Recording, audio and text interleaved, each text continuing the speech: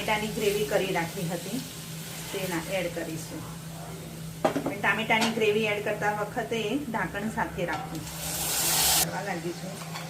મેં કાજુની પેસ્ટ બનાવી રાખી હતી એ એડ કરીશું. એમાં 8-10 કાજુ હતા તે પલાળીને રાખ્યા એડ કરીશું.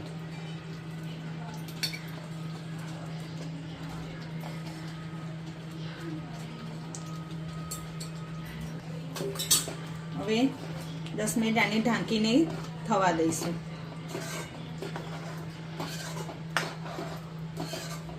રાખી હતી એ મકાઈ એડ કરીશું. એમાં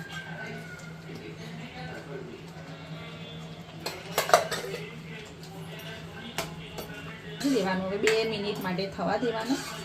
બસ પછી એને ઉતારી દઈશું. એમાં હવે આપણે થોડોક 1 ચમચી જેટલો લીંબુનો રસ એડ કરી દઈશું. ચલો, આપણે કેપ્સિકમ અને મકાઈનું શાક અને પરોઠા તૈયાર છે. વિડીયો ગમે તો લાઈક, શેર અને સબસ્ક્રાઈબ જરૂરથી કરજો. Thank you.